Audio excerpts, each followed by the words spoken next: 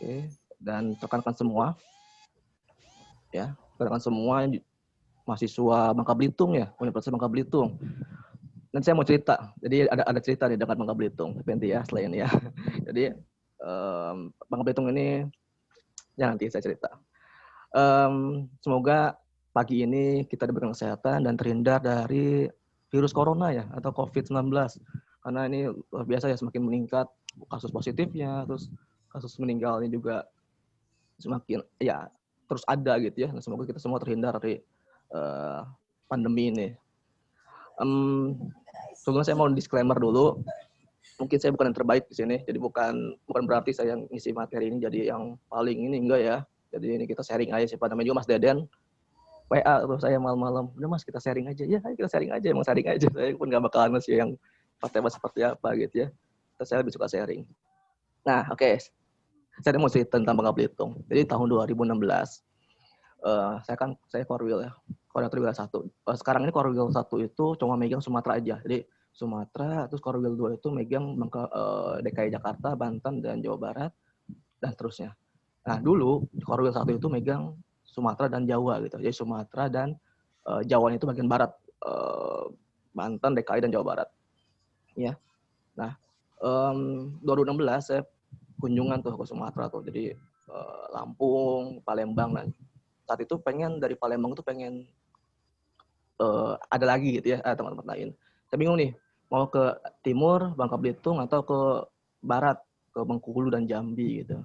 Ternyata ada kendala lain gitu ya yang di luar kehendak sehingga hanya sampai Palembang aja gitu. Jadi kunjungannya sampai Palembang, di Lampung, Metro, dan Palembang saja. Jadi sayang sekali kalau saat itu bisa bertemu, kayaknya bisa ketemu kalian juga gitu ya. 2016 itu kan udah ada belum tahun segitu atau belum masuk? Belum kayaknya ya.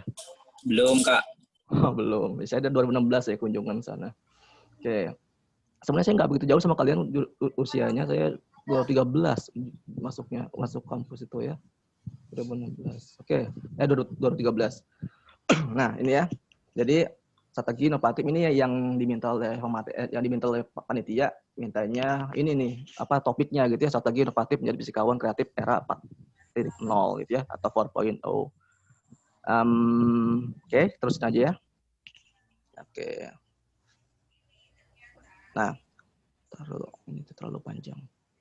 Nah, saya akan memulai dengan ini, dengan sebuah quotes gitu ya. Ini yang kita pakai, ini yang akan kita pakai selama dari awal sekarang sampai nanti terakhir kita pematerian. Sharing lah, jangan pematerian ya, terlalu tinggi banget. Saya belum terlalu inilah ya. Kita sharing aja. Jadi ini panutan kita semua ya, Albert Einstein ya. Kalau kalian lihat ada fotonya sebelah kiri saya. Ya. If I had an hour to solve a problem, I'd spend 55 minutes thinking about the problem and 5 minutes left thinking about solution. Jadi katanya kalau dia punya 1 jam untuk solve a problem, untuk menyelesaikan masalah gitu ya, dia bilang, saya akan menghabiskan 55 menit untuk memikirkan masalahnya. Lalu sisanya 5 menit sisanya itu baru memikirkan tentang solusinya gitu. Jadi kita hari ini akan banyak mikirin masalah gitu ya. Ada apa sih ke depan tuh gitu ya. Baru sisanya kita mikirin solusi. Ada apa mau seperti apa solusinya gitu. Jadi kita akan lebih banyak mikirin masalah nih. Saya pakai prinsip ini gitu ya. Oke, selanjutnya ketika kita mikirin solusi, maka solusinya adalah solusi yang untuk kebermanfaatan bagi orang lain gitu ya, bagi lingkungan dan sebagainya. Ya ini dua-duanya panutan saya. Cuma tentu yang Rasulullah yang lebih tinggi gitu ya. Oke. Jadi intinya kita akan mikirin banyak masalah nih selama 1 jam ke depan gitu ya. Oke. Nah ini panitia minta ini kemarin saya dari term reference yang panitia kirim ke saya. Setidaknya panitia minta 2 ini. Jadi 60 menit semoga cukup ya. Jadi kalau waktunya kelebihan bilang ya, Mbak Ipi, moderator ya. Oke. Nah ini mintanya 2 ini nih panitia nih. Pertama menjelaskan prospek dunia fisika. Jadi kalian ketika lulus tuh apa aja sih kan mau ada apa setelah lulus itu gitu ya. Saya dari pendidikan fisika ya, SPD. Tadi pun saya dengar Pak Herman Aldila itu kan SPD juga ya, S1-nya ya. Pendidikan juga. Jadi kita lulus tuh mau seperti apa, ada apa saat lulus itu, gitu ya. Nah, tenang, saya akan sharing juga dari teman-teman yang lain, gitu ya, teman-teman jurusan lain, teman-teman fisika murni, gitu ya, karena lingkup IHMAFI itu kan fisika murni dan fisika pendidikan, bahkan ada fisika teknik pun ada. Nah, itu pertama, jadi tentang praktek dunia fisika. Nanti setengah pematerian itu kita tentang itu. Nah, setelah itu panitia minta lagi yang kedua nih, katanya. Jadi selain itu diminta, bagaimana sih strategi inovatifnya untuk bisa kreatif di era 4.0-nya. Nah, ini dua hal yang berbeda ya. Inovatif dan kreatif itu dua hal yang secara goals-nya sama, tapi secara prosesnya berbeda nanti. Nanti kita akan bahas. Dan ini ada era 4.0 gitu ya. Ini luar biasa, panjang sekali penjelasannya nanti. Supaya kalian sebelum mikirin strateginya, kalian tahu dulu nih masalahnya apa yang kalian hadapi. Gitu. Kalian tadi bilang dia I spend 55 minutes for thinking a solution. Jadi kita akan mikirin dulu solusinya apa, mikirin dulu problemnya apa gitu ya. Baru kita mikirin solusinya. Oke, lanjut ini. Oke, kita masuk ke kita masuk ke yang pertama gitu ya. Permintaan pertama dari panitia. Prospek lah, luar biasa ya. Nah, setidaknya ya mungkin inilah ketika nanti kalian selesai gitu ya, yang juga sharing ke teman-teman yang lain gitu ya, teman-teman yang lain. Setidaknya ini nih, mau apa sih habis lulus itu ya? Kuliah atau menikah? Nah, ini lihat ya. Lagi kerja atau malah galau nih mau kemana, jadi belum tahu mau kemana gitu ya. Nah, kalau kalian milih kerja dulu deh ya, kerja dulu. Karena biasanya kalau udah lulus tuh pengennya kerja nih supaya dapat penghasilan gitu ya. Setidaknya kalau kerja itu butuh skill. Nah, skillnya tuh apa? Ini tuh udah abad 21 ya. Kita udah butuh kemampuan abad 21. Apa itu nanti kita akan bahas. Terus apa kemampuan abad 21 cukup? Tuh tidak ternyata. Ternyata ada lagi keterampilan lain yang nggak kalian butuhkan. Bahkan keterampilan yang dulu 2015 itu dipakai, sekarang udah nggak dipakai lagi. Oh mungkin nggak dipakai, tapi ada restrukturisasi yang mana yang lebih dibutuhkan, yang mana yang tidak dibutuhkan, atau yang tidak begitu dibutuhkan. Nanti kita akan bahas itu.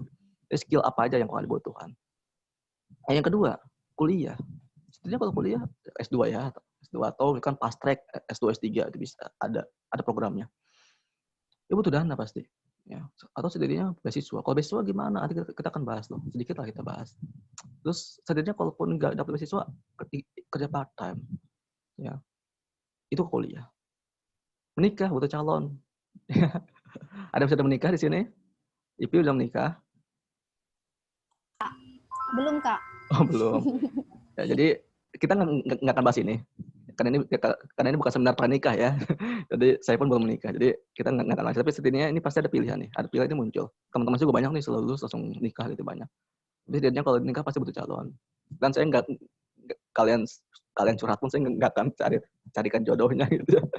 Jadi kita juga butuh modal dan butuh kesiapan mental. Yang terakhir, galau. Nah, kalau galau ini juga bahaya. Kalau terus kalian nggak tahu pilihan, mau ngapain, juga jadi bahaya gitu ya. Nggak menyehatkan lah gitu ya.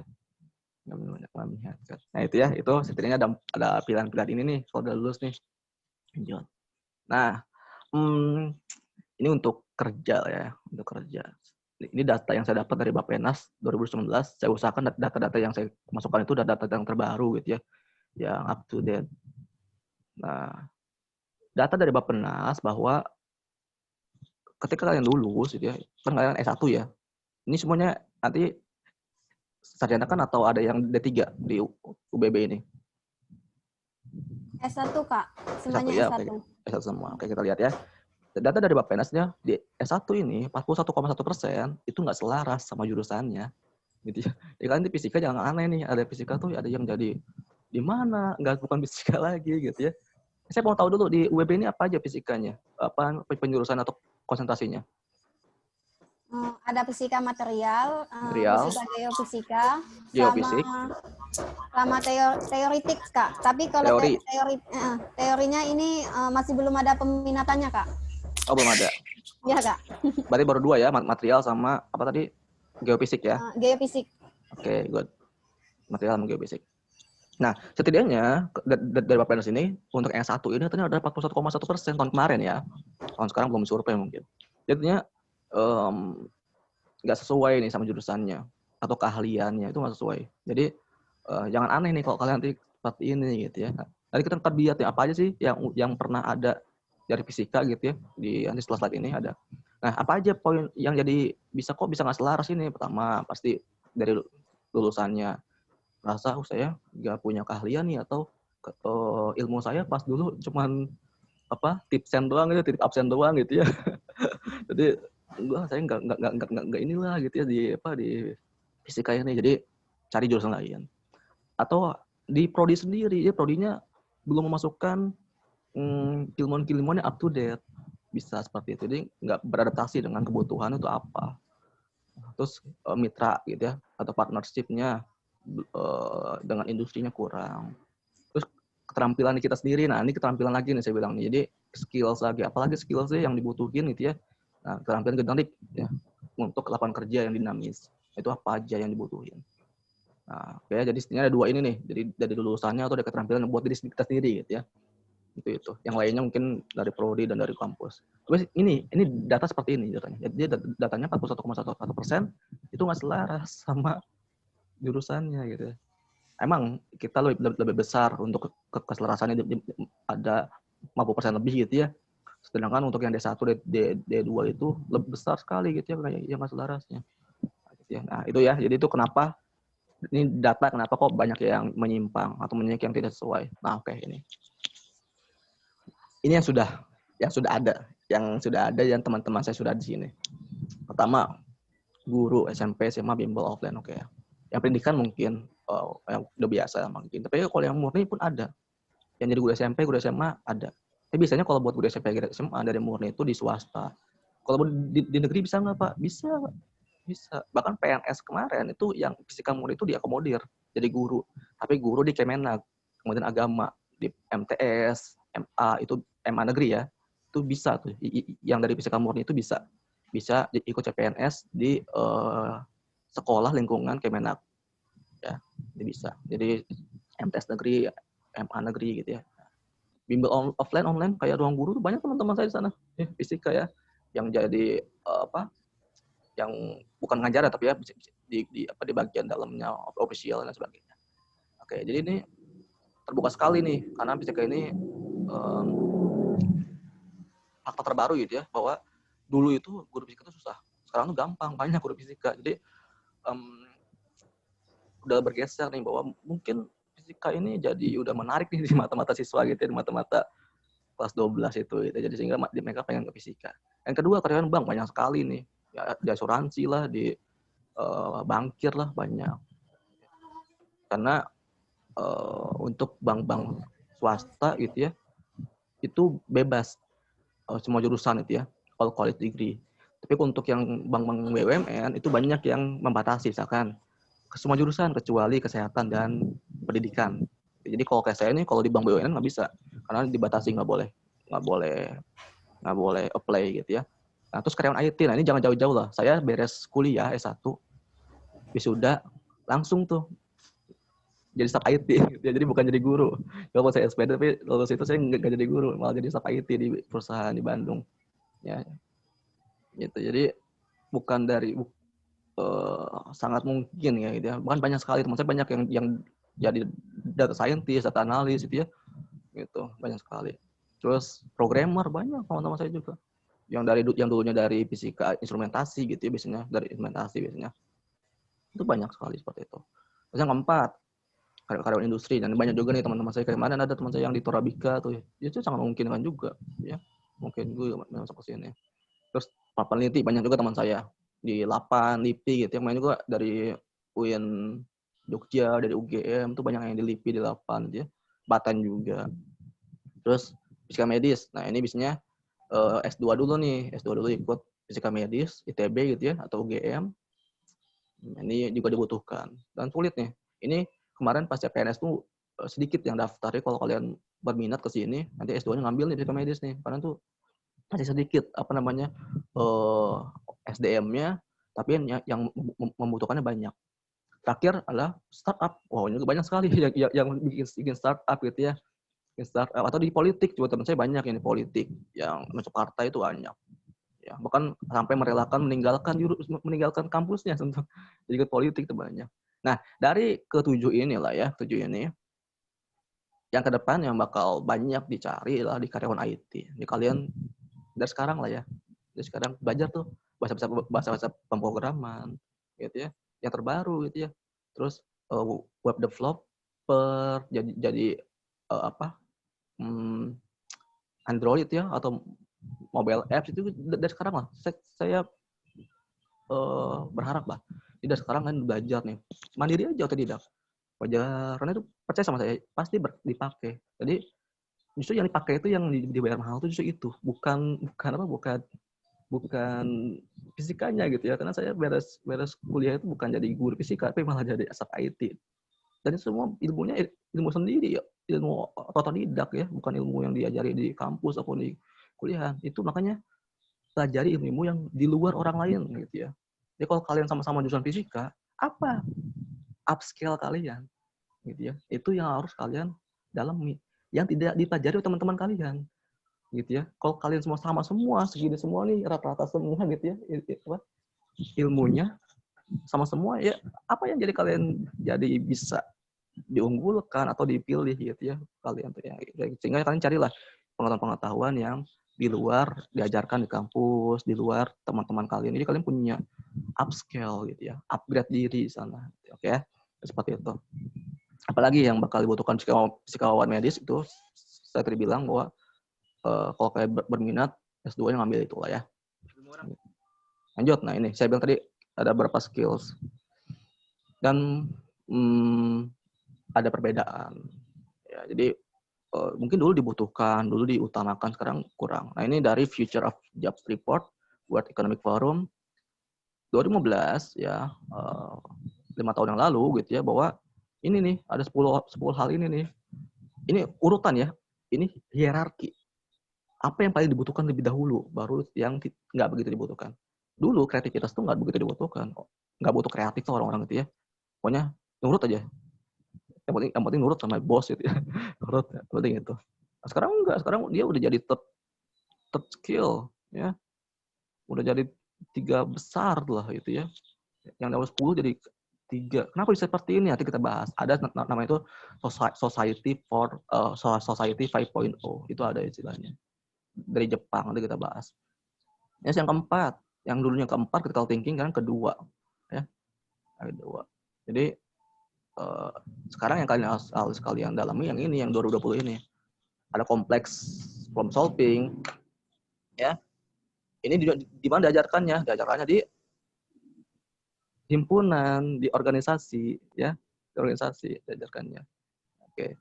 Jadi beruntung kalian yang hari ini bisa belajar ini. Kita bisa belajar tentang ilmu ini yang nggak diajarkan, yang mungkin tidak didalami di kampus. Yes.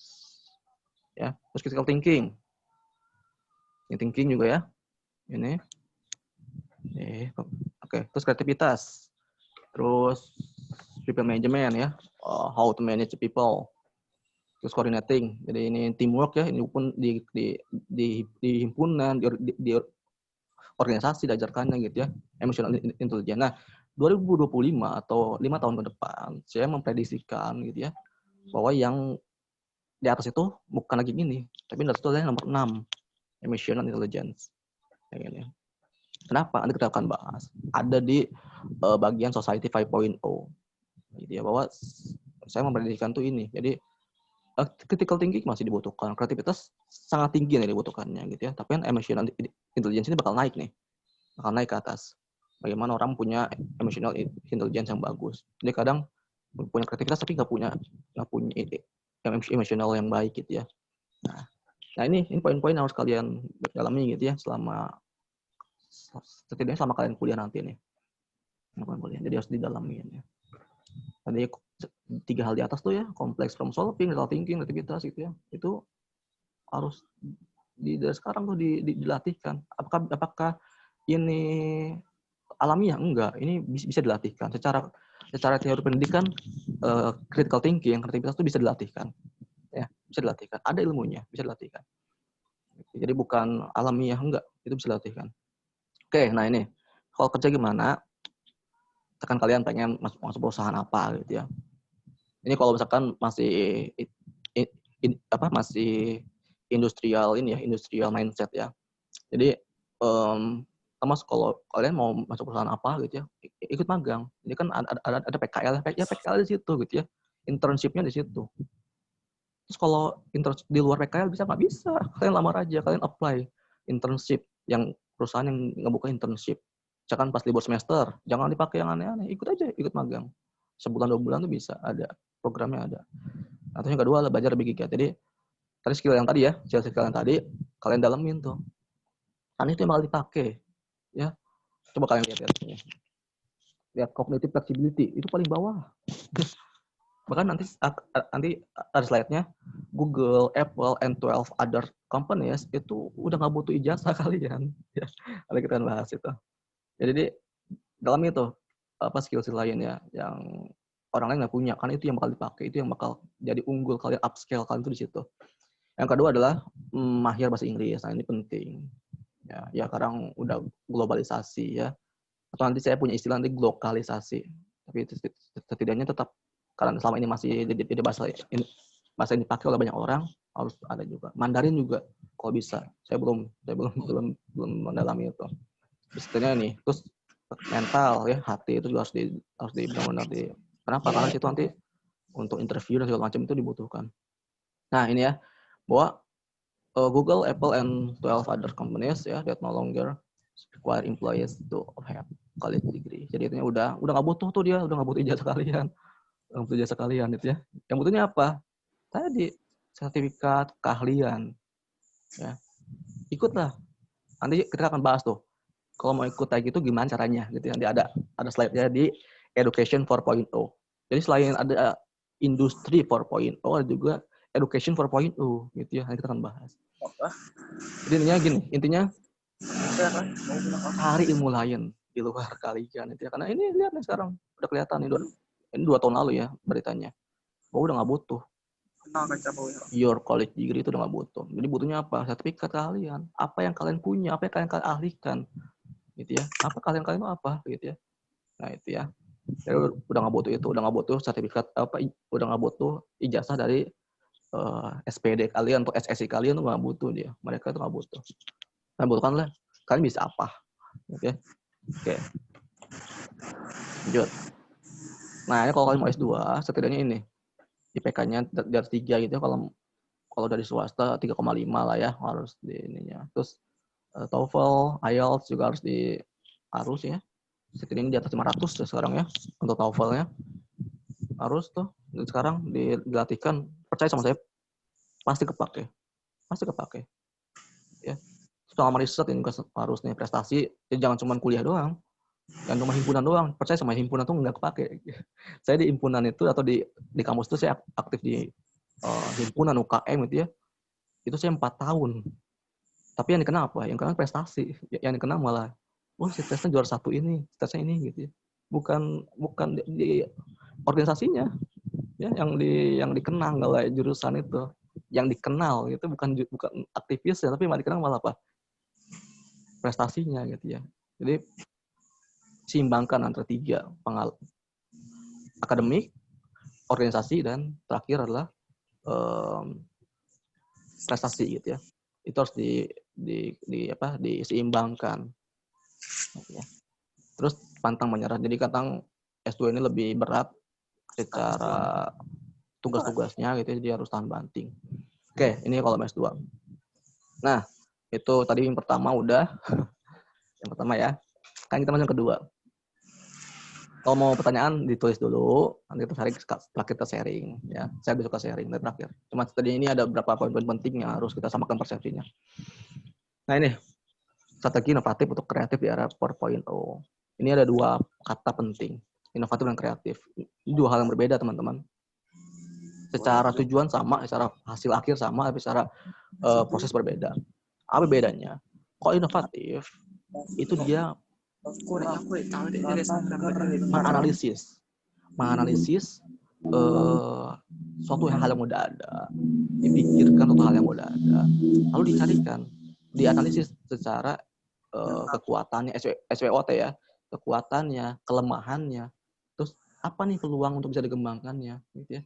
Nah itu semua dianalisis, gitu ya. Baru kita buat produk yang baru dari produk itu, gitu ya. Jadi ada base-nya, gitu ya. Nah kalau kreatif dia meng-create, jadi benar-benar membuat yang baru, yang nggak ada sebelumnya, gitu ya. Sebelumnya. Nah itu bedanya seperti itu antara inovatif dan kreatif, gitu ya. Gitu. Nah, oke ini. Dosen saya yaitu pencetus pendidikan teknologi dasar, ya pendidikan teknologi dasar, Dr. Didi Teguh Chandra, MSI. Nah beliau pernah ngajarin saya nih, kalau kita mau bikin produk inovatif, produk misalkan apapun itu produknya, produk inovatif, ini yang dipakai oleh Cina ya, nah, ini dipakai oleh Cina. Ini poinnya, PGBU, pikir gambar buat uji, dipikirin dulu apa sih yang jadi kelemahannya, apa yang bisa kita kembangkan, gitu ya. Harus itu harus digambar, buat gambarnya, mau kayak gimana produk akhirnya digambar, harus gambar baru dibuat, terus diuji. Jadi PGBU sifatnya, apa singkatannya PGBU, pikir gambar buat uji. Ya, ini kalau kita mau bikin produk inovatif. Nah ini terus saya adaptasi nih, karena permintaan ada strategi inovatif, saya adaptasi hal ini menjadi apa? Pikir, itu pasti dipikirin, dilamunin lah, gitu ya, dilamunin ya. Apa mau ketemu apa problemnya, pikirin dulu. Terus harus dituliskan, ya. Tulis apa yang mau kalian kerjakan dan kerjakan apa yang telah kalian tulis. Tulis apa yang ingin kalian kerjakan dan kerjakan apa yang telah kalian tulis. Poin penting itu. Ya. Setelah itu baru dilakukan. Tadi ya, lakukan apa yang telah kalian tulis. Kalau dievaluasi itu penting, harus diuji. Ya, terus dievaluasi apa yang kurang, apa yang harus diperbaiki lagi, gitu ya. Itu kalau strategi inovatif itu ini. Tetap harus tulis, ya. Oke. Itu saya adaptasi dari PGBU. Nah, karena tadi mintanya adalah era 4.0, gitu ya. 4.0 itu adalah sebuah revolusi dari industri 4.0 itu. Nah, ya. Nah, apa itu revolusi? Gitu ya. Revolusi itu adalah perubahan yang cepat dan mendasar, ya, mendasar ya, radikal. Jadi revolusi itu radikal, mendasar. Jadi radikal itu bukan hal yang buruk, teman-teman. Sekarang aja nih di negara kita sering dipakai hal yang dipakai untuk merendahkan, dipakai untuk hal yang mengejek. Kalau enggak, radikal itu hal yang baik. Dia berpikir yang radikal. Radikal itu artinya mengakar, tahu dasarnya, tahu hal-hal yang jadi basic knowledge-nya. Gitu ya. Apa sih yang membuat, jadi istilah itu tahu filosofinya, gitu ya. Jadi sangat filsafat, gitu ya, kalau radikal itu. Jadi memikirkan secara radikal tuh mendasar, benar-benar mengakar, gitu ya. Itu radikal tuh seperti itu. Filsuf itu radikal karena dia memikirkan benar-benar sampai akar, memikirkan basic knowledge-nya itu apa, gitu ya, yang mendasarkan itu. Jadi radikal tuh sangat baik, sangat baik. Nah terus perubahan itu hasil pemikiran. Jadi kalau di revolusi itu perubahan itu hasil pemikiran. Makanya saya bilang tadi tetap harus mikir, terus dipikirkan. Terus habis itu pemikiran itu apa? Pemikiran itu adalah proses tanya jawab. Tanya jawab apa? Dalam diri kita disebut dengan intrapersonal, gitu. Kita berbicara dengan diri kita sendiri, gitu ya. Itu apa sih yang mau kita ubah, apa yang mau kita, dan ini nggak cuma kita mau berbuat sesuatu ke lingkungan, ke diri kita sendiri juga harus seperti itu, ya. Nah ini konsepnya seperti ini, apa revolusi itu. Nah masuk ke yang lebih konten, bahwa di dunia ini revolusi itu dibuat oleh beberapa negara, teman-teman, ya. Beberapa negara itu bikin konsepnya sendiri, gitu ya. Nah, di Eropa itu ada namanya revolusi industri 4.0. Nah, jadi kalau kalian dengar revolusi industri 4.0 itu dari Eropa awalnya perkembangannya. Di Cina ada Made in China 2025. Jadi dia tahun 2025 pengen semua produk yang ada di dunia ini tuh made in China. Wah, luar biasa tuh ya. Made in China. Ya, itu sekarang pun kan udah kerasa ya. Banyak ya sekali ya produk Cina di kita kan. Tentu kenapa dia bisa seperti itu, nanti saya bakal bahas. Kenapa dia bisa seperti itu? Kenapa Cina bisa seperti itu, kita akan bahas. Tapi dia punya program ini, punya program revolusi ini. Jepang punya Society 5.0, nanti kita akan bahas tuh kalau yang ini. Terus Asia punya Smart Cities, ini yang udah ditetapkan di beberapa kota di kita gitu ya. Jakarta, Bandung, Surabaya ini udah mulai menerapkan ini Smart Cities ini. Di Amerika Utara, North America, industrial internet. Dan ini pun udah mulai udah mulai diambil alih sama Cina nih. Industrial internet tuh udah mulai diambil alih oleh Cina. Gitu ya. Nah, seperti itu. Oke. Yang akan kita bahas yang mana? Dua aja. Industri 4.0 sama Society 5.0 ya. Itu saja yang kita bahas. Yang lainnya sedikit-sedikit lah ya. Ini kita akan semua bahas. Nah ini ya tadi dua hal ini kita bahas. Industri 5.0 sama era Society 5.0. Sedikit saya akan nyinggung tentang education ini. Education 4.0 sedikit. Kenapa? Karena tadi gimana sih caranya supaya kita bisa mendapatkan keahlian lain gitu ya. Itu kita akan bahas. Terakhir adalah kemampuan abad 21. Ya. Kita akan bahas ini juga sedikit. Nah, jadi selain ada keterampilan tadi, kita juga ada keterampilan lain untuk kemampuan abad 21. Ini di pendidikan, di fisika pendidikan sangat didalamin gitu ya. Nah, ini sejarahnya seperti apa. Jadi, saya bilang tadi, kita mikir dulu masalahnya apa. Ada apa sih sebenarnya yang akan kita hadapi ke depan itu apa. Lihat, sejarahnya itu seperti ini. Sejarah revolusi industri itu. Pertama adalah pertama kali itu apa? Kenapa ada industrial itu adalah di penemuannya James Watt. Apa? Mesin uap ya. Mesin uap. Itu pertama kali itu. Ya. Itu dia masuklah industrial tuh di situ tuh mulai pertama kali itu. Ya, RI1, revolusi industri 1. Itu yang pertama kali gitu ya. Yang kedua, dia yang tahap kedua itu dia ketika ada listrik ditemukan oleh Michael Faraday. Ya. Itu tuh mulai mobil segala macam ya. Kelistrikan dan sebagainya. Terus itu tuh masuk ke RI2. RI3-nya apa? Pertemuan chip ya, komputer. Jadi situ tuh. Nah, terakhir yang sekarang kita itu adalah robot dan artificial intelligence lainnya. Robot itu apa? Robot itu singkatan. Ya. Robot itu singkatan. Robot itu Resident Official Board of Technology ya. Dia singkatan. Artificial intelligence, kecerdasan buatan ya. Sekarang kan udah mulai marak ya. Bahkan ada sekarang yang AI-nya itu yang robot tapi dikasih AI ya, kecerdasan buatan, bisa jadi pembantu rumah tangga sekarang, bisa jadi koki bahkan sekarang ya. Jadi sekarang udah masuk situ tuh. Ini 4.0. Terus tanya, apa bedanya antara RI sama atau apa revolusi industri dengan society, nanti kita akan bahas. Nah ini ya. Jadi tahun 1784 tuh ya, mulai tuh mechanization, jadi semuanya mekanik gitu ya. Adanya steam power atau tenaga uap gitu ya. Nah, lalu masuk ke tahapan kedua, industri 2 gitu ya, 1870. Nah, ada mass production, jadi produksi massal. Nah, adanya energi listrik.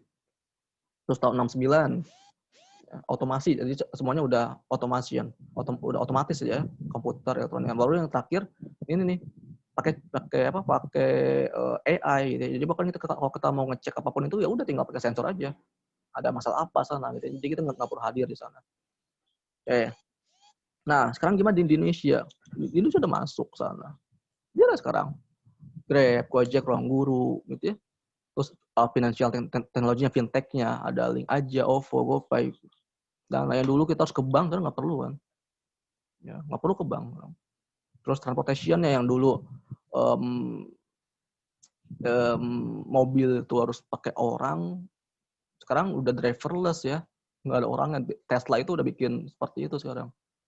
Terus terkait komunikasinya Facebook ya, terus belanjanya Tokopedia, kita nggak perlu lagi datang ke toko kan sekarang. Udah seperti itu ya kan industrinya, udah masuk situ kan. Nah ini yang dimanfaatkan, saya bilang tadi, kenapa tadi ada teman-teman saya masuk ke startup, dia memanfaatkan ini gitu ya, bahwa ada 332 juta pengguna internet di Indonesia ya, di Indonesia. Ya, terus pengguna smartphone-nya ada 415. Ini pengguna internetnya pengguna aktif internet ya. Jadi yang benar-benar memanfaatkan internet. Ya, kenapa yang penggunanya smartphone-nya lebih banyak? Karena dia mungkin cuma gunain buat yang sebatasnya aja gitu ya. Tapi kalau yang aktif benar-benar memakai gitu ya, itu ada 132 juta. ini dipakai. Mas saya bilang tadi kenapa belajar coding, belajar ini. Kalian harus jadi pemain di sini gitu ya. Jadi jangan cuma jadi pengguna gitu. Saya tuh pun terus belajar ya tentang bahasa pemrograman yang terbaru itu yang sekarang dipakai oleh banyak aplikasi gitu ya. Nah, itu harus dipelajari sekarang. Lihat apa namanya transaksinya. Ya, tahun sekarang aja, tahun 2016 ya. Udah 100. Oh, ini proyeksinya. Nah, terus e-commerce tuh sampai 1.000 triliun. Wah, ini luar biasa ya. Oke. Nah, sekarang apa tantangannya? Di industri sekarang itu apa tantangannya? Tantangannya adalah pertama banyak profesi yang bakal hilang dan juga banyak profesi yang bakal ada baru gitu ya. Lihat sekarang taksi itu lo tuh taksi aja biasa, paling via telepon gitu ya. Sekarang udah online taksi. Nanti ke depan bakal ada driverless car. Tesla udah munculin itu gitu ya. Bahkan nanti mungkin taksi terbang gitu ya. Itu udah ada. Jadi nanti ke depan profesi supir bakal hilang ya. Seperti itu. Terus dulu admin tuh banyak sekali. Jadi kalau kalian ke Pemda tuh banyak tenaga admin ya. Dulu karena semua harus di-input manual. Lalu masuk ke data analitik yang nggak perlu manual lagi. Ternyata udah by sistem, tapi tetap butuh orang. Nah, sekarang udah masuk ke big data, society 5.0 itu udah big data. Semua udah terhubung nih sekarang nih. Kalian tinggal masukin KTP kalian aja itu semua data kalian udah muncul situ, apapun itu gitu yang dibutuhkan gitu ya. Sekarang udah big data. Jadi banyak. Nanti mungkin ke depan tenaga admin bakal hilang, bakal mungkin berkurang sangat drastis gitu ya. Ini bakal yang hilang. Makanya tadi sebenarnya tripnya tekankannya apa? Cari kemampuan atau kalian yang berbeda dari teman-teman yang lain gitu ya. Yang bisa meng-upscale kalian, meng-upgrade kalian gitu ya. Nah, gitu ya. Jadi di bidang apa? Di bidang teknologi. Ya, baca pemrograman. Itu kan dari sekarang lah. Belum terlambat. Saya baru menyadari itu pas akhir-akhir kuliah. Jadi belajarnya itu telat sekali. Makanya ayolah dari sekarang masih tingkat 2, tingkat 3 tuh atau tingkat 1 gitu ya, harus dari sekarang dipelajari. Oke, jadi teknologi ini akan melahirkan profesi yang saat ini belum ada dan menghilangkan profesi yang sudah ada. Wah, itu luar biasa tuh. Ya, seperti itu. Nah, sekarang udah pakai sensor nih, memberikan high added value information di informasinya itu udah punya nilai tambah. Ya dulu cuman informasi itu cuman apa? Bisa sekarang udah menyatu informasi itu. Karena ada data, informasi dan ada big data. Kalau data itu bisa misah. Terus terhubung ketika data itu terhubung dia menjadi informasi. Ketika informasi itu terhubung dia menjadi big data gitu ya. Jadi dulu informasi perbankan udah perbankan aja. Informasi tentang pendidikan aja. Informasi tentang kesehatan aja. Sekarang udah terhubung semuanya. Ya, semuanya. Gitu ya. Jadi apa Indonesia udah? Saya kira belum sampai banget ke sana. Kenapa? Karena kemarin kan konsepnya EKTP itu udah ke sana sebenarnya. Konsep EKTP itu udah ke situ. Jadi pengen big data ini satu KTP itu bisa memuat semua informasi kalian, kesehatan kalian, pendidikan kalian, pekerjaan kalian, pajak kalian, intinya itu semua di satu KTP. Tapi ternyata kan nggak jadi ya, karena ada yang korupsi dan sebagainya. Tapi ke depan bakal kayak gitu nggak bakal. Saya udah yakin bakal ke sana gitu ya. Kan Jepang udah menginisiasi itu gitu ya. Seperti itu. Nah, saya bilang tadi ada kemampuan abad 21. Nah, ini kemampuan abad 21. Ada 4 sebetulnya. Cuman kalau secara umum lagi saya kembangkan lagi, ini ada 4 juga, cuman dibuat per aspek. Pertama cara berpikir. Ada creativity, ada critical thinking gitu ya, innovation, problem solving gitu ya. Itu dilatihkan. Di mana dilatihkannya? Dilatihkan di himpunan, di organisasi gitu ya. Apakah di kampus diajarkan? Mungkin dilatihkan, cuma tidak akan maksimal dibandingkan kalian di organisasi. Makanya ikut organisasi. Selama itu nggak mengganggu kalian akademik, ikut. Ya. Tapi kalau udah sampai sering tipsen itu ya, sering bolos, ya itu udah nggak sehat. Lanjut, cara bekerja, komunikasi, kolaborasi. Ini pun diajarkannya di mana? Di organisasi diajarkannya. Nggak diajarkan di kuliahan tuh nggak diajarkan. Apalagi perkuliahan yang sifatnya searah. Dosen aja menjelaskan, tidak ada komunikasi dengan mahasiswa. Wah, ini nggak akan terlatih, ya, nggak akan terlatih sama sekali. Ya, dan itu diajarkan di himpunan. Secara dalam bekerja, literasi informasi data, itu nanti pun harus. Jadi bagaimana kalian bisa mengolah informasi, bagaimana kalian bisa menciptakan informasi. Tadi dari mana caranya? Dari itu belajar tadi, belajar pemrograman, belajar membuat aplikasi. Ya. Terus cara hidup di dunia global citizenship. Jadi bagaimana kita bisa hidup di dunia?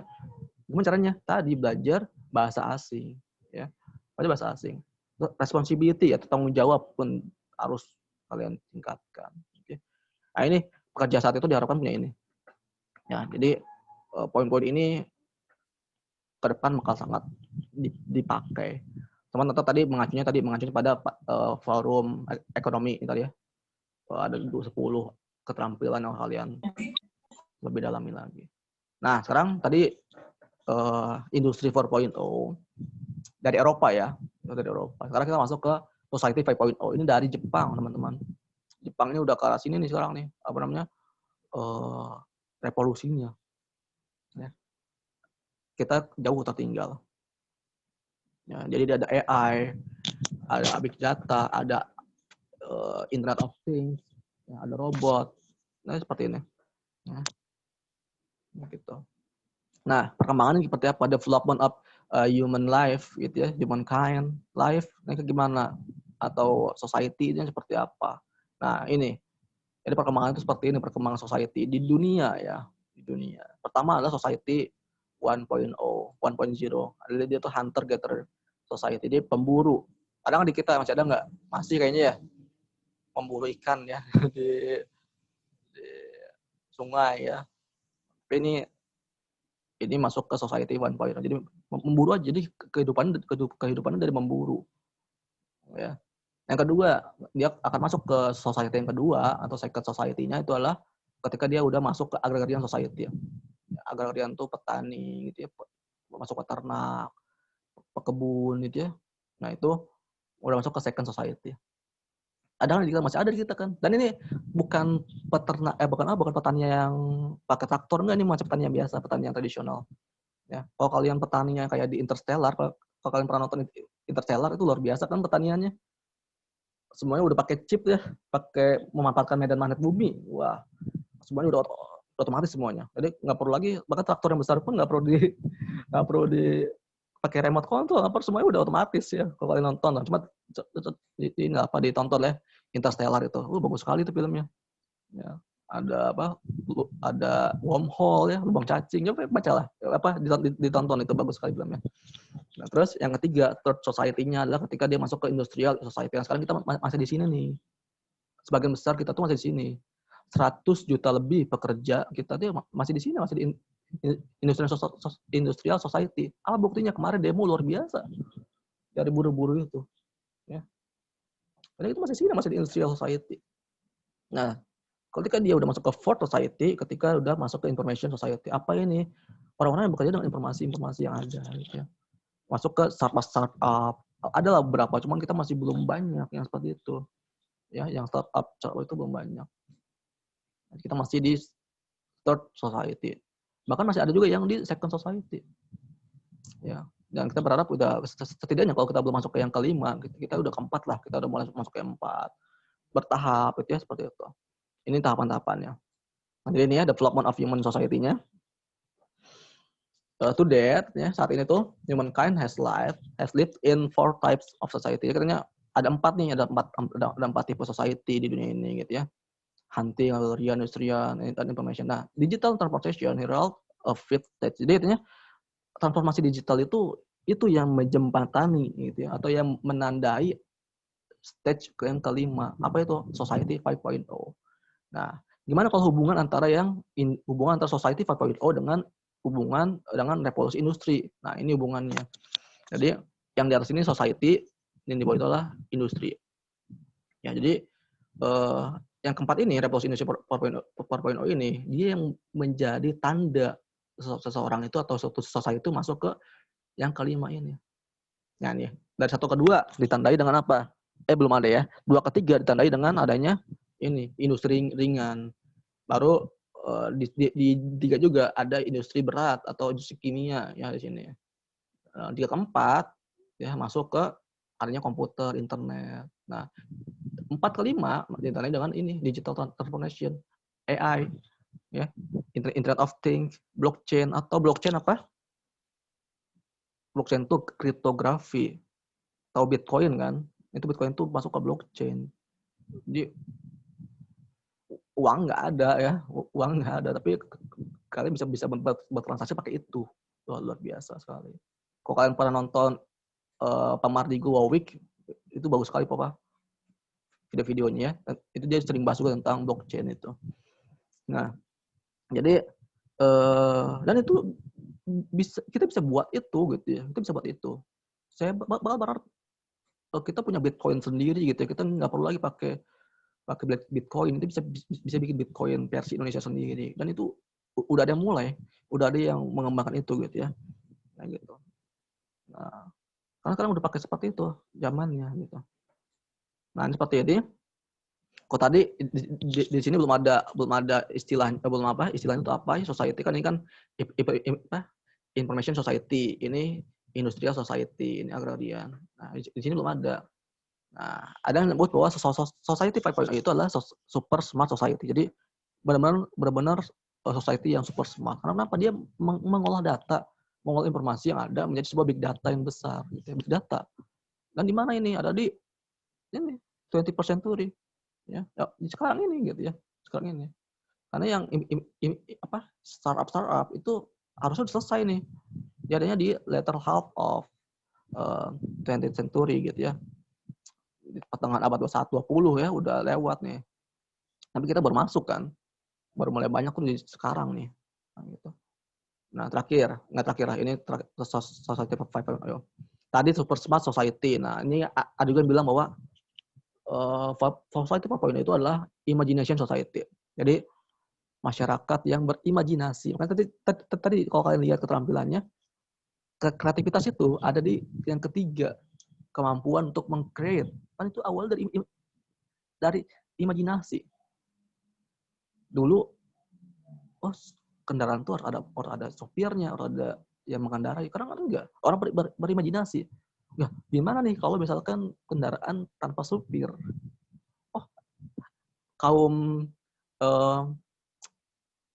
yang tidak ingin yang memikirkan pakem segala macam pasti mikirnya nggak mungkin. Tapi kaum yang berimajinasi mungkin bisa. Benar sekarang ada gitu ya, driverless. Nah itu ya. Nah coba nih, digital technology and data solve be utilized to create society. Nah, jadi intinya bahwa data dan teknologi digital itu seharusnya itu bisa dimanfaatkan untuk meng-create, untuk menciptakan suatu society, ya. Gitu. Di mana nih people tuh lihat di first lifestyle, ya.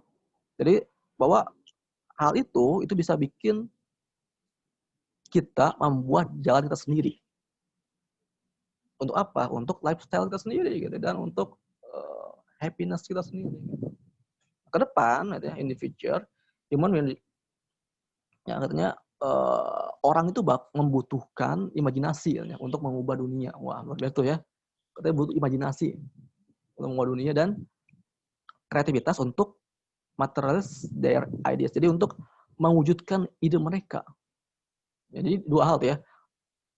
Imajinasi untuk mengubah dunia dan kreativitas untuk mewujudkan ide mereka. Nah, dua hal itu. Jadi makanya disebut dengan Society 5.0 will be an imagination society. Jadi katanya Society 5.0 itu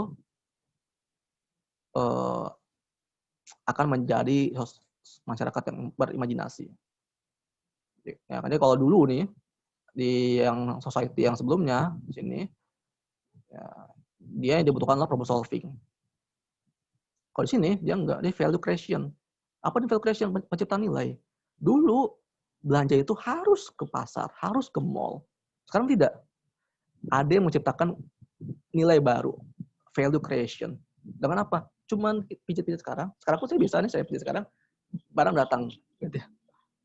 Dulu kita kalau mau naik ojek harus ke pangkalan. Karena kalau di luar kita nggak tahu yang mana ojek mana bukan. Sekarang nggak usah. Ada yang menciptakan apa? Value creation, menciptakan nilai baru. Apalagi silakan. Apalagi ya. Pokoknya hal yang tercipta yang dulunya nggak ada atau yang dulunya nilainya bukan seperti itu, sekarang ada nilai baru. Value creation. Itu ada di situ, ada di Society 5.0 itu. Gitu ya. Gitu. Oke, lanjut. Gimana, kalau tadi kan ada keterampilan menurut forum ekonomi itu ya. Sekarang gimana kalau di Society 5.0? Jadi work style seperti apa? Ya. Tapi kayaknya juga betul ya. Kayak David udah berhasil juga. Nah, kita langsung fokus ke sini ya. Fokus ke yang Society 5.0-nya. Di sini, ini ininya nih. Saya mau menggaris bawah yang ini, bahwa routine work will be succeeded by AI and robots. Jadi katanya hal yang rutin itu bakal tergantikan. Contoh yang paling gampang, dulu itu pegawai jalan tol itu banyak sekali. Ya, jalan tol ya yang ngambil uang, buka palang portal. Sekarang udah nggak ada, semua dipensiunkan. Semua saya bilangnya dipensiunkan. Bahkan hampir nggak ada lah yang jalan tol yang pakai orang lagi. Semua udah pakai e-tol. Jadi semua routine work itu bakal diganti oleh robot, ya, oleh AI. Ya. Wah, luar biasa. Jadi makanya kalau kita hanya bekerja atau kita mengharapkan kerjaan yang routine work, ya kita bakal kalah sama robot. Ya. Nah, gitu. Nah, kecuali pekerjaan yang butuh sentuhan humanistik kayak dosen, guru, itu bisa tergantikan dengan robot, tapi sentuhan humanistiknya nggak bisa. Tetap harus butuh sentuhan humanistik. Kayak sekarang, PJJ, pembelajaran jarak jauh, semua pakai robot kan, semua pakai teknologi. Seperti apa hasilnya? Nggak ada sentuhan humanistik, tidak ada pendidikan karakter, tidak ada pendidikan bukan pengajaran ya, pendidikan. Ya seperti itu sekarang. Makanya ada beberapa hal yang nggak bisa tergantikan. Nah, ini tentang Education 4.0. Saya ingin fokus ke sini, bahwa gimana caranya tadi kalau kita pengen belajar yang lain, Kak, ya. Kita butuh sertifikat yang mengupgrade diri kita. Nah, ini beberapa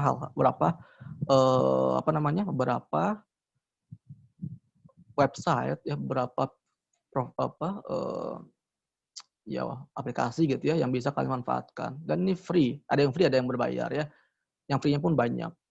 Nah, yang bisa paling banyak itu edX. Saya pun pakai edX. Dan ini bersertifikat. Walaupun dia free, dia bersertifikat. Ya, dia punya bersertifikat ya. Dan itu diakui loh ya. edX itu edX, ya. EDX itu diakui ya sertifikatnya. Jadi kalian ikutlah. Jadi kayak kuliah biasa, cuma dia online ya. Istilahnya itu apa istilahnya? Pokoknya pembelajaran jarak jauh ya dia itu ya. Jadi kalian dikasih tugas. Jadi kalau kalian tahu sistem kuliahnya UT ya, universitas terbuka itu udah kayak gitu ya. Jadi sama itu gitu. Jadi kasih tugas, kalian kerjakan, nanti dinilai oleh dosennya gitu ya. Gitu. Ikutlah. Saya kalau dari yang ini saya sangat recommended itu ke EDX. Coba dibuka EDX, buat akun di sana, ikut kuliah-kuliah di sana. Kuliah-kuliah yang open aja, yang open course, banyak sana. Dan itu bersertifikat. Kalau kalian lulus di situ kan ada sertifikatnya dan itu diakui. Free lagi. Wah, luar biasa. Ikutlah ya. Nanti gitu. Nah, bukan terakhir ya. Kok terakhir mulu. Nah, saya mau fokus di riset. Karena tadi kalau kita mau S2, setidaknya kita udah ke sana. Di Education 4.0 bahwa data sharing gitu ya. Jadi kolaborasinya itu udah nggak ada batas negara, batas geografis. Jadi kalau kita mau kolaborasi, bikin artikel ilmiah, bikin jurnal ya, bikin artikel, itu udah nggak ada lagi batas negara gitu ya. Bahkan untuk penilaian artikel tuh masuk ke Q1, Q2, Q3. Ini kalau kalian belajar itu ya, belajar tentang urutan jurnal ya, ada Q1, ada Q1, Q2, Q3, Q4 gitu ya. Itu buat Q1 itu setidaknya itu harus lintas negara gitu ya. Jadi ada kolaborasi internasional di sana. Dan sekarang udah nggak ada lagi batasan itu. Kalau udah masuk ke education 4.0, itu udah nggak lagi batas itu. Dia udah nggak lagi, oh lu Malaysia, gua Indonesia, nggak ada. Ya. Kita kolaborasi. Jadi kalau saya istilahnya itu minimalkan kompetisi, tingkatkan kolaborasi. Nah, gitu ya. Jadi seperti itu. Nah, di education 3.0 itu masih transisi. Jadi transisi ke kolaborasi gitu ya. Kolaborasi research by technology gitu ya. Tapi kalau di yang education 4.0 dia udah masuk ke, udah menghilangkan tuh, remove the geographical barriers. Jadi udah menghilangkan sekat yang sangat besar gitu ya. Untuk berkolaborasi itu udah nggak ada. Bahkan saya sering tuh ketika saya misalkan butuh lampiran, ada sebuah jurnal atau sebuah artikel, saya butuh nih, misalkan butuh instrumennya, butuh apapun yang saya butuhkan di situ, saya bisa email dan itu dikasih. Ya, misalkan saya pengen instrumennya nih dari soalnya saya tertarik gitu ya, itu dikasih oleh penulisnya, gitu ya. Ya udah nggak lagi batas-batas itu gitu ya. Bahkan ketika saya minta, gimana kalau kita kolaborasi dalam riset ini, welcome sekali, orang-orang luar tuh welcome sekali gitu ya. Dan apa yang dibutuhkan? Dibutuhkan adalah kemampuan bahasa Inggris kalian. Kan saya bilang tadi, pertama yang harus kalian untuk ke depan ya, belajar bahasa teknologi. Apa itu? Pemrograman. Belajar bahasa teknologi itu, pemrograman itu. Yang kedua, belajar bahasa internasional, bahasa Inggris. Ya, dua itu. Percaya sama aja, dua itulah kalian dari sekarang lah. Dalamin ya, selain yang fisikanya ya. Yang fisikanya pun harus bagus. Jadi jangan sampai teknologinya bagus tapi fisikanya juga enggak. Jangan, karena itu kalian di situ jurusan kalian. Ya. Nah, gimana menghadapinya? Bahwa menghadapinya adalah punya literasi data. Kita bisa baca nih informasi seperti apa, informasi yang ada. Terus literasi digital, gitu ya. Tadi saya bilang tadi harus bisa aplikasi teknologi, coding, artificial intelligence, ya. Saya malah berharap ada yang bisa AI, gitu ya, anak muda sekarang. Itu harus ke arah sana lah, ya. Terus yang manusianya ada humanities, komunikasi, desain, gitu ya. Nah, terakhir adalah pembelajaran sepanjang hayat. Jadi ketika ada hal yang pembelajaran sepanjang hayat itu bukan kita belajar hal yang sama terus-menerus, enggak. Tapi ketika ada hal yang baru, kita harus beradaptasi, kita harus ikuti itu. Ya. Jadi bukan dulu kita belajar fisika klasik terus segala macam. Kita terus belajar, cuma harus ditambah, ditingkatkan dengan apa hal yang baru sekarang. Ada apa yang sekarang baru nih? Oh, sekarang udah fisikanya, udah fisika nano sekarang gitu ya. Udah bukan nuklir lagi, yang benar nano. Wah, luar biasa, udah ke situ sekarang. Ya. Nah, gitu, udah ke situ. Jadi belajarlah. Ya. Jadi belajar itu harus ditambah terus. Nah, ini yang saya bilang tadi. Kenapa Cina bisa bikin Made in China 2025? Dia dulunya bahasa peniru, teman-teman. Dia itu imitated country. Jadi dia bangsa peniru aja. Jadi bangsa lain bikin apa, ikutin persis. Dan itu dibolehkan. Jadi di Cina itu nggak ada undang-undang hak cipta, bebas, boleh bikin apa aja, ikuti. Tapi sekarang dia udah jadi production, ya, udah jadi produsen, ya, udah jadi produsen sekarang, udah bikin sendiri, udah bikin yang baru. Apa caranya tadi? Pikir, gambar buat uji. Nah, tapi untuk sekedar imitasi gitu ya, meniru tadi, kita butuh 3 hal. ATM, amati, tiru, modifikasi. Ya. Itu 3 hal itu. Amati, tiru, modifikasi. ATM ya. Amati, tiru, modifikasi. Itu setidaknya kita bisa itulah setidaknya. Ada negara lain bisa apa, kita amati, tiru. Nah, kalau belum bisa modifikasi nggak apa-apa, tiru dulu. Tiru yang benar-benar baik gitu ya. Baru kalau kita udah benar-benar bisa bikin yang persis sama, baru kita modifikasi. Cina bikinnya gitu. Makanya kan banyak PNN Cina, KW Cina gitu ya. Cina seperti itu. Amati, terus ditiru sama dia persis ditiru. Gitu ya. Terus ketika dia udah benar-benar bisa, sangat bisa, dan dibuat murah dari bahan baku, baru dia modifikasi. Nah, seperti itu Cina. Made in China seperti itu. Awalnya cuma meniru aja. Nah, di sini jangan menjadi bangsa meniru. Cuman saya untuk di kita di Indonesia itu masih belum boleh. Belum boleh kita niru barang orang gitu. Kita bisa kena UU apa? Hak cipta gitu ya. Tapi untuk belajar boleh. Jadi belajar dulu aja. Oh, ada produk apa nih dari luar. Kita lihat dulu ada apa. Kayak saya pengen bikin aplikasi misalkan. Saya lihat dulu aplikasi udah ada apa. Saya amati, saya cek dalamnya seperti apa. Oh, gini, oh gini, oh gini. Baru dimodifikasi, bikin yang baru yang perbaikan dari yang itu gitu ya. Seperti itu ya. Nah, gitu. Jadi yang kita publikasikan itu benar-benar hal yang baru, yang berbeda gitu ya. Tapi itu nggak bakal bisa kalau kalian belum bisa meniru yang sudah ada. Ikuti dulu aja yang udah ada apa. Ya, nah makanya saya bilang tadi ada globalisasi dan globalisasi. Oke, saya nggak akan bahas ini deh. Waktu udah mau habis ya. Tapi intinya itu gini, globalisasi itu nggak melulu tentang hal-hal yang mendunia gitu ya. Kita bisa bikin hal-hal yang lokal menjadi mendunia. Makanya itu bakal lebih keren. Kan di Bangka Belitung ada apa yang lokal gitu ya. Lokal. Lalu kalian buat itu menjadi mendunia gitu ya. Nah, gitu. Seperti itu. Itu namanya globalisasi namanya. Itu yang membuat tuh istilahnya itu dari Kemendikbud ya. Nah, nah ini untuk bekerja choose job you love and you will never have to work a day in your day. Jadi kita fisika, kita segala macam. Kita fisikal ya, fisikal. Tapi kadang ada yang walaupun sarjana fisika tapi ternyata passionnya bukan di situ. Karena dia udah terlalu cinta sama teknologi gitu ya, cinta sama pemrograman, dia malah lebih itu yang dia dalami gitu ya. Nah, ikuti aja itu. Saya lulus kuliah bukan jadi guru kok. Saya kan SPD, sarjana pendidikan. Ya. Waktunya ya, Kak. Ya. Dikit lagi.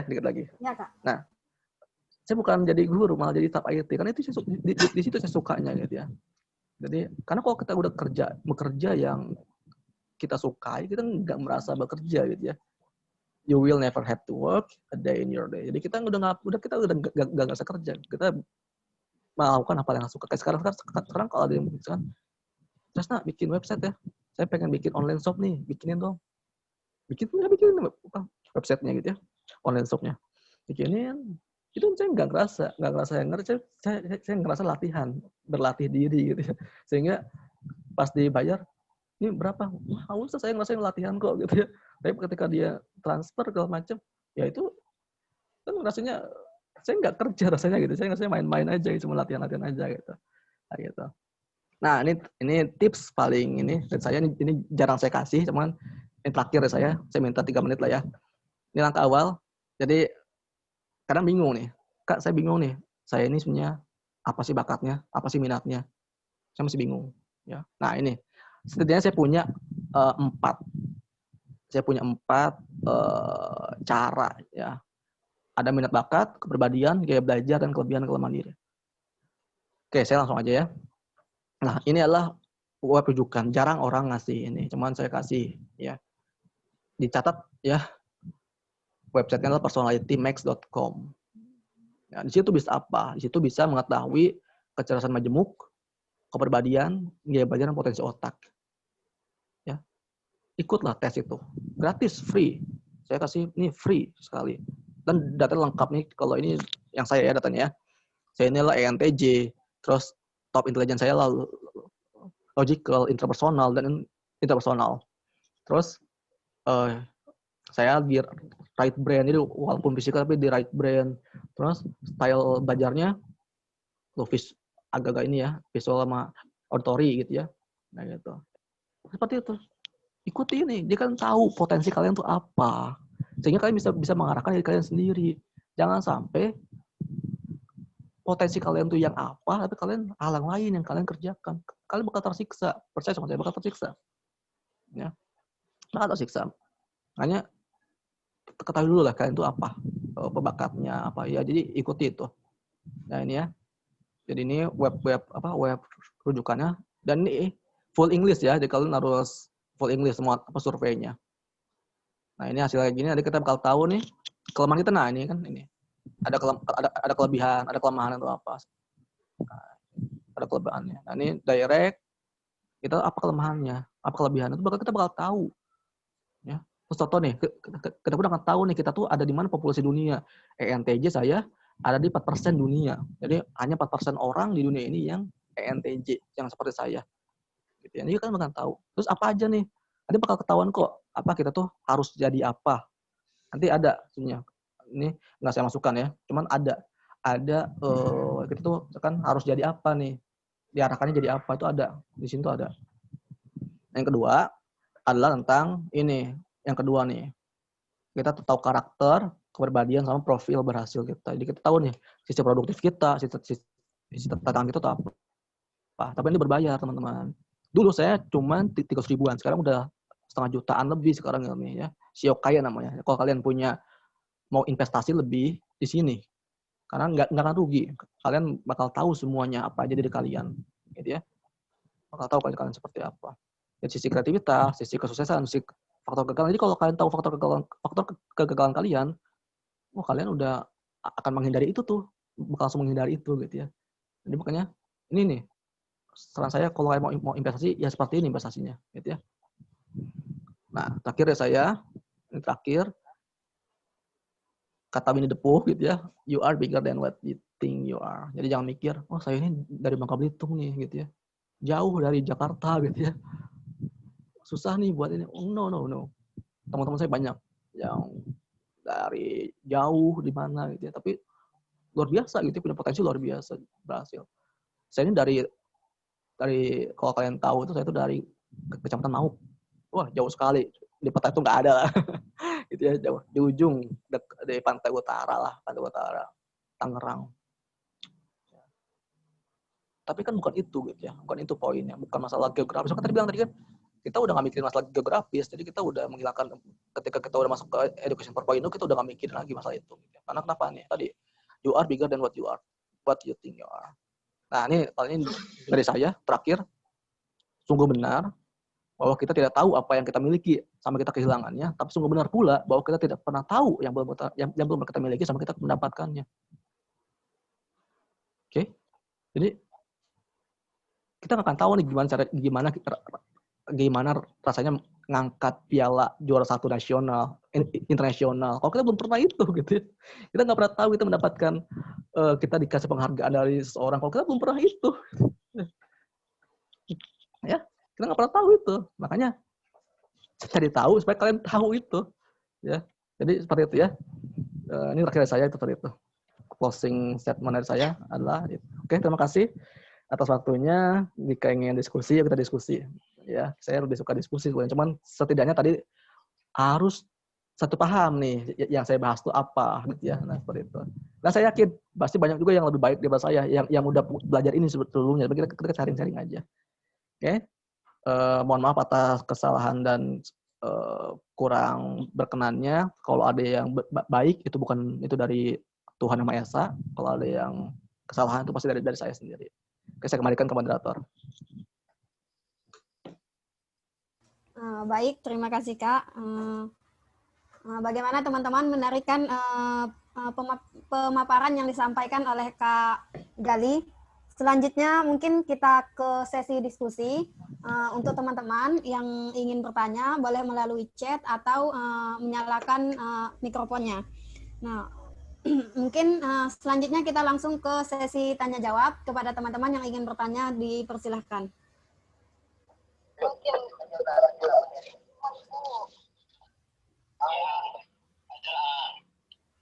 Ya baik, apakah ada yang ingin yang bertanya teman-teman?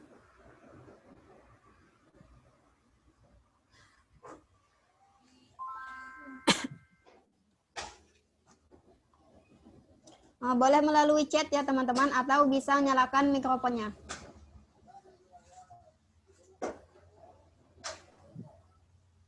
Kita masuk ke sesi diskusi. Kita sharing session aja di diskusi ini. Oh ya, jadi kalau kalian mau diskusi sama saya via lain-lain, bisa yang lain-lain. Jadi kalau mau via chat, minta aja ke Mas Deden. Ya. Untuk pertanyaannya bisa melalui chat di Zoom ini ya teman-teman. Bisa, atau ke saya langsung nanti setelah ini boleh nih via WA, via IG itu boleh, silakan. Ya, teman-teman boleh di via WA atau IG sama Kak Galihnya ya. Kak, izin mau bertanya. Ya. Assalamualaikum warahmatullahi wabarakatuh. Waalaikumsalam warahmatullahi wabarakatuh. Perkenalkan, nama saya Rizna Kirana Rokar. Saya dari jurusan Fisika angkatan 2020. Saya mau bertanya, Kak. Ya, Rizna. Jadi, Kak, saya kan bekerja nih part-time sebagai... Bekerja? Sekarang? Oh iya. Iya, Kak. Wah, luar biasa sekali. Saya Selama kan corona bekerja... aja? Selama corona atau dari dulu? Dari sebelum corona? Kemarin kan saya gap year, Kak. Jadi, saya kerja dulu, baru tahun depannya saya kuliah.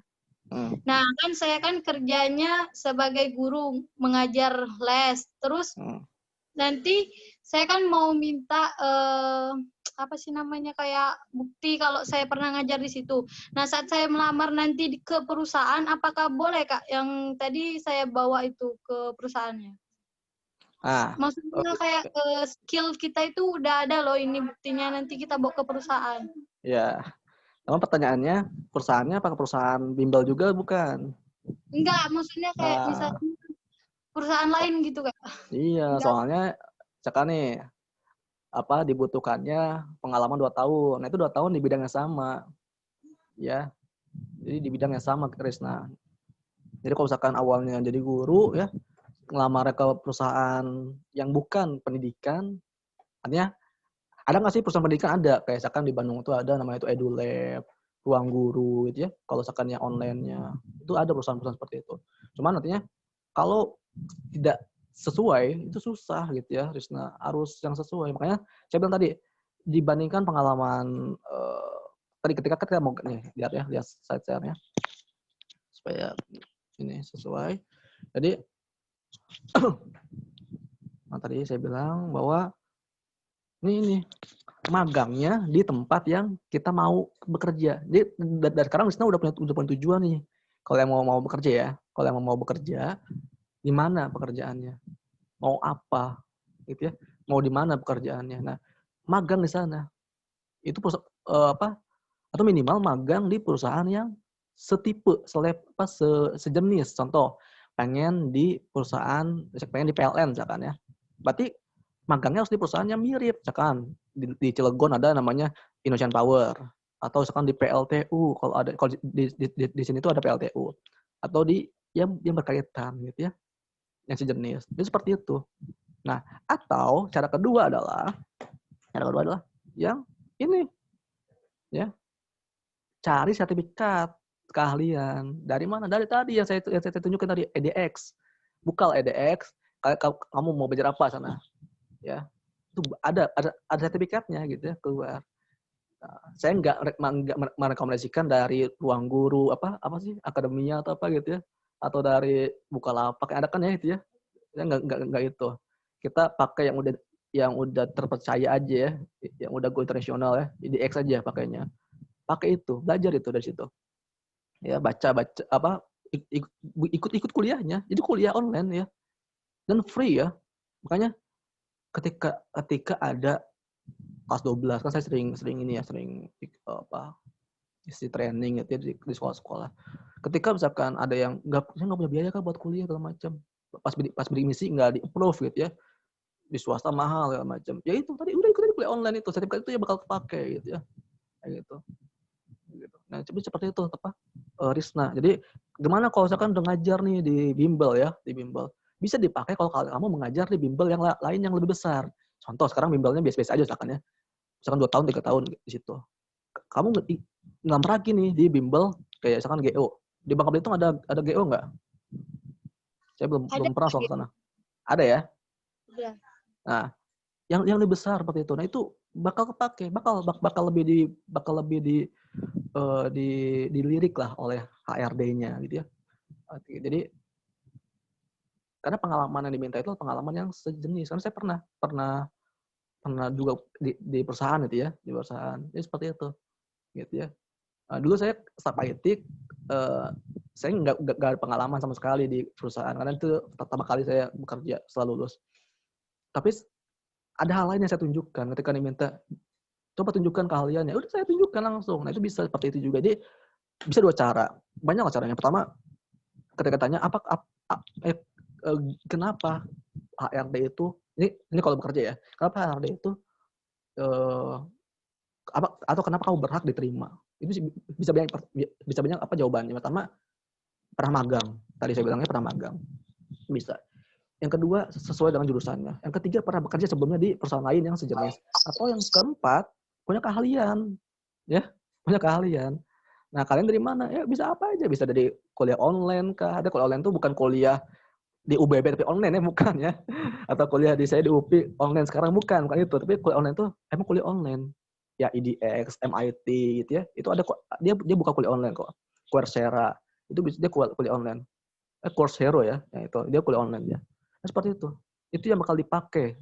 Ya, yang bakal dipakai. Dia punya keahlian lain di luar pendidikannya. Bahkan saya sama sekali nggak tanya tentang fisika sama sekali gitu ya. Walaupun saya sarjana pendidikan fisika, tapi nggak ditanya sama sekali itu. Yang tanya malah itu. Karena saya melamar tentang IT, di situ yang ditanyain tentang IT-nya. Nah, seperti itu ya. Kayak Risna seperti itu. Angkatan 2020 ya, berarti baru masuk ya sekarang ya. Wah, luar biasa. Masih ada 4 tahun lagi. Saran saya sekarang ya, belajar tentang coding, pemrograman. Gitu ya. Yang kedua berarti tentang bahasa. Saya yakin Risna tahu 4 tahun ke depan tuh bakal jadi Risna yang berbeda gitu ya. Dan saya malah berharapnya nggak usah lamar kerja. Risna kalau udah punya 2 itu bikin aja startup sendiri ya. Serius. Ya bikin aja startup sendiri gitu ya. Wah tuh saya berharap nanti dari Bangka Belitung ini nih gitu ya yang bisa lebih gitu ya. Kayak gitu. Seperti itu. Ya. Percaya sama saya itu bakal pakai sekali gitu ya. Nah, kalau mau belajar tentang coding, saya punya website bukan website ya, punya channel rujukan namanya itu Web Programming Unpas. Itu Pak Sandika Galih apa namanya pematerinya ya. Buka aja Web Programming Unpas di YouTube ya. Itu sangat luar biasa sekali. Itu bisa dari situ, itu dari nol ya. Jadi kalau kalian, kok saya nggak ada basic, dari nol diajarinnya. Jangan khawatir, dari nol diajarinnya. Ya, silakan. Ya gitu Risna. Nah gitu ya. Nah buat semuanya, kalau mau sharing, tinggal minta WA saya ke Pak Deden, Mas Deden, atau via email, Instagram, Twitter, saya semuanya aktif ya, silakan kalian diskusi. Saya suka diskusi. Chat aja, mau jam berapapun saya insya Allah saya akan balas gitu ya. Nah, gitu. Kak, mau tanya lagi nih masalah apa sih IDX? IDX, oke.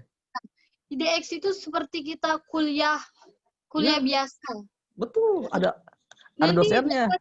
Kayak apa sih namanya? IPK-nya atau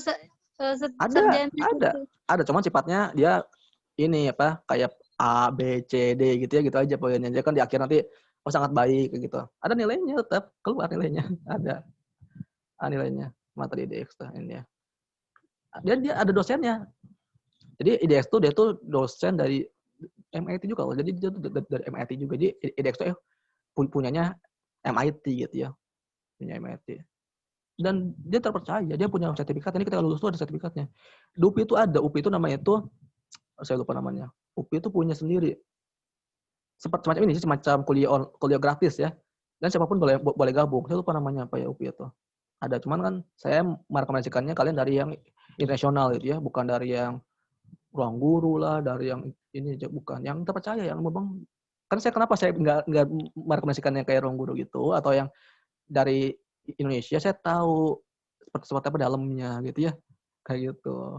Makanya saya kalau IDX itu emang dosen yang mengajarkan dosen gitu ya, kayak gitu. Jadi dan tuh ada nilainya keluar di sertifikatnya. Jadi makanya ikutlah, cobain ikut. Jadi kalau mau diskusi kita diskusi, dan saya pernah ikut itu. Nah ikut itu, ya, seru sekali. Atau di Coursera, kalau setahu saya kalau di Coursera dia berbayar ya, ada berbayarnya. Ada yang free, ada yang berbayar. Kalau yang di IDX sama juga, ada yang free, ada yang berbayar, cuman yang free-nya pun udah bagus tuh ya. Nah gitu. Coba yang lain, yang Udemy, Khan Academy, MIT gitu ya, OCW itu bisa. Ya, silakan aja kalian. Cuman saya sangat merekomendasikan tuh di EDX ya. Saya mengenal EDX itu dari tahun 2013 atau 14 ya, punya awal-awal saya kuliah lah. Saya dikenalkan oleh senior saya. Oke gitu Risna.